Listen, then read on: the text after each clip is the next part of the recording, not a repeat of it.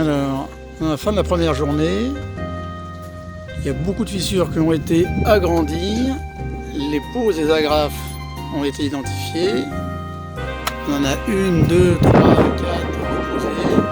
Et là, il y a une application de béton de chaux pour combler un petit peu, mélanger avec des galets, pour combler toutes ces béances et refaire les liaisons entre les différentes parties du mur. Alors voilà, troisième jour, là la façade, béton de terre stabilisé.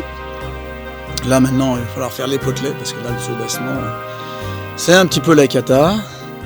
De ce côté là on a encore une agrafe à boucher, et ici un peu de fissure aussi à combler.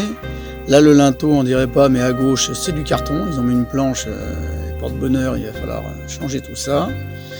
Puis ça sera déjà un joli projet. De l'autre côté on va continuer aussi. Alors là, pareil, on creuse un peu les fissures et on a déjà fait les échantillons de la terre qui provient de l'ouverture, qui est un autre atelier. Là, on peut constater que le premier échantillon 100% terre, au bout d'une demi-heure, 3/4 d'heure, ça fait à peine une demi-heure qu'on l'a posé, j'ai bien fissuré. Là, on est à 2 terres pour un sable, c'est encore assez gras. 1 terre pour un sable, c'est déjà une fissure. Là pour l'instant il n'y a rien, une micro-fissure ici en haut à gauche, on verra demain matin le résultat final. Donc, alors, nous sommes donc en présence de Paul l'architecte qui mesure à peine 2 mètres, avec un petit lapro. Donc la technique des compagnons bâtisseurs est de remplir la dosette de carottes liquide. Voilà, Blédina, ou je sais pas quelle marque, ou fait maison, je sais pas comment ils ont fait, ils ont écrasé amoureusement toute la nuit la carotte. Et ça a l'air de marcher, je pense qu'il est prêt pour être papa ce garçon.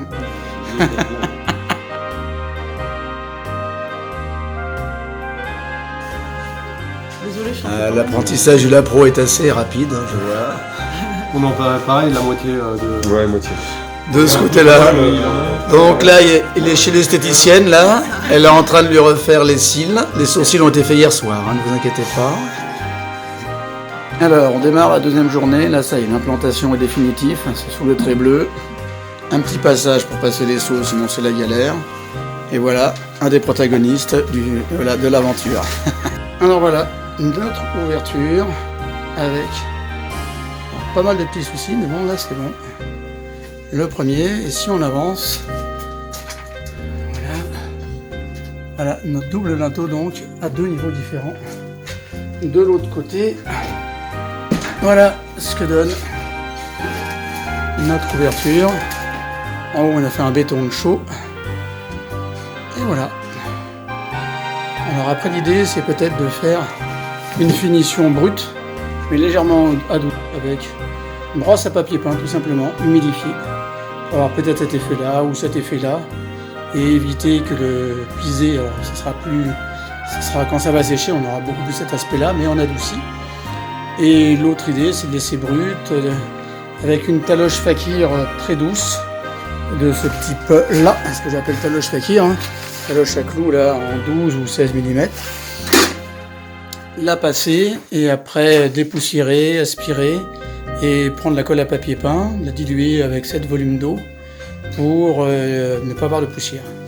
Et contrairement à ce qu'on pourrait éventuellement imaginer, bien entendu arrondir les angles, parce qu'un angle droit dans la terre, déjà dans le ciment, ils mettent toujours des joncs et compagnie. Ça tient le jour J, on peut en être fier, mais 5 ans plus tard, personnellement, j'ai beaucoup de doutes.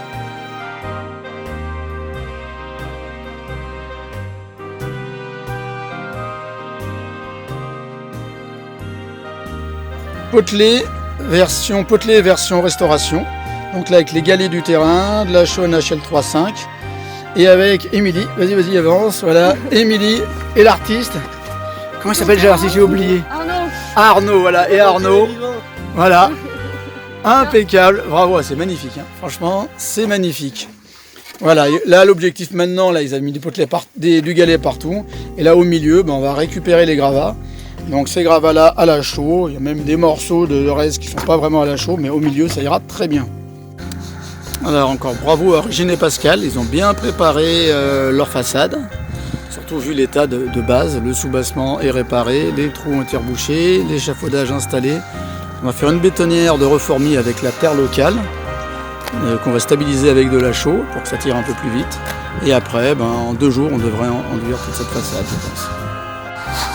Utilisation de la terre de l'ouverture, qui se trouve là-haut. Et en même temps, ça fait un peu ménage. Phase intermédiaire, donc là, on a travaillé 2 heures à peu près. Il y a, on va dire, un quart de la façade qui doit être fait, un peu moins, un quart, un cinquième. Donc on commence par le haut. Comme ça, tout ce qu'on fera en bas, ça ne salira pas le travail déjà effectué. On passera la tâche éponge demain pour enlever tous les coups de sardine, c'est les petits traits de truelle. On taloge tout ça. Voilà. On essaye d'aller, si possible, en essuie-glace là. Là, Pascal, je lui dis de le faire en essuie-glace et on va vers le bas, on monte du bas en bas à gauche vers en haut à droite et vice versa, comme des essuie-glaces. C'est pour la partie à chevron et après on pourra sur du frais aller uniquement de bas en haut et quand bien entendu le mortier sera plus dur, faire des ronds, des infinis pour bien contraindre la matière. Voilà, là il est midi et demi, 1h, on va manger, on prendra ça après. Et on finit ce qu'on a fait en biseau, en biais, faire plus facilement les reprises. Et voilà, fin de la première journée, la façade est presque finie. Demain on fera les finitions, on fera un petit chaulage sur le soubassement à la chaux qu'on a surmonté, enfin surélevé je veux dire. Voilà, la façade. Ici on avait dans l'angle, on a laissé volontairement, je sais pas si on le voit là ici, une accroche. Parce que là il y avait vraiment une grosse différence de niveau à gérer. Donc là pour s'en souvenir, là on ne peut pas laisser que comme ça la façade. Donc on reprendra demain. Et voilà, la façade terminée. Impeccable. Et voilà Régine à la taloche éponge. Impeccable. Et voilà, comme ça régularise. On enlève les grains fins, on bouche les trous, ça fait apparaître parfois les gros grains. Ça peut plaire ou déplaire. Alors là au niveau esthétique, je laisse chacun libre de son choix bien sûr. Et voilà ce que ça donne.